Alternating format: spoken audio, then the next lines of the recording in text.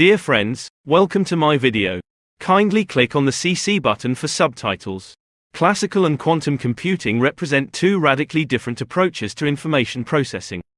These computing models differ in terms of their fundamental principles, computational capabilities, potential applications, and current state of development. Classical computers, like the one you are likely using to read this, operate using bits. Each bit can represent either a 0 or a 1, with these binary values reflecting a fundamental on, off, true, false dichotomy that underlies all classical information processing. Classical computers execute algorithms, which are structured sets of instructions, to manipulate these bits and perform computations.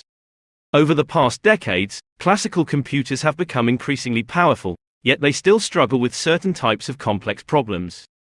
For instance, factoring large numbers or simulating quantum systems remain computational challenges for classical machines.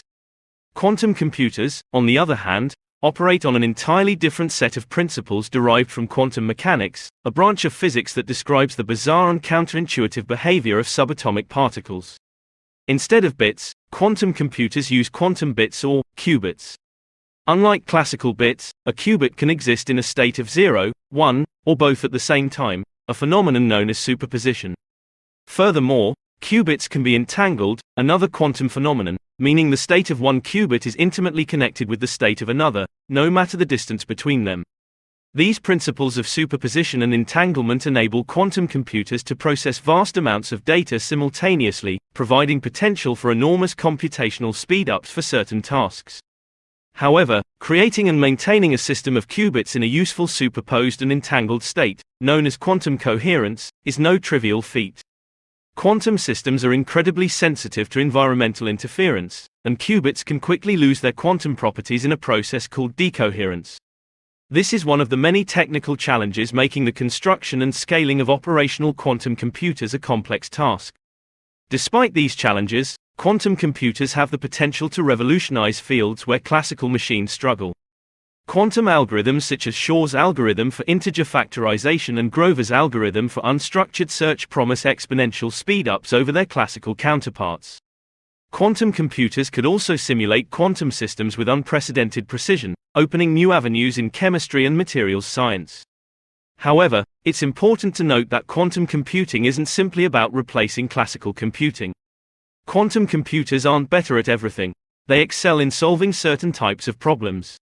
Many tasks we perform today on classical computers, such as word processing or browsing the internet, wouldn't necessarily benefit from quantum computing. In terms of development, classical computing is mature, with 7 decades of continuous advancement following Moore's law, the observation that the number of transistors on a microchip doubles approximately every 2 years.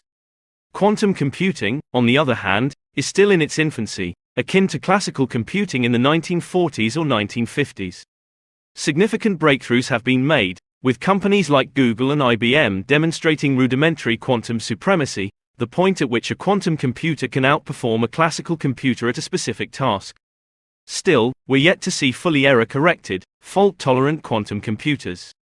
In conclusion, classical and quantum computing represent different paradigms of information processing. Classical computers operate on binary bits, performing calculations based on deterministic laws. Quantum computers use qubits, harnessing the principles of superposition and entanglement to perform calculations that would be prohibitively slow or even impossible for classical machines. While classical computing is well established, quantum computing is an exciting and promising field still in its early stages of development. The coexistence of these two computing paradigms in the future will undoubtedly revolutionize the landscape of computation and information processing. Thank you for watching my video. Kindly subscribe to my YouTube channel and give a thumbs up. Thanks for your support.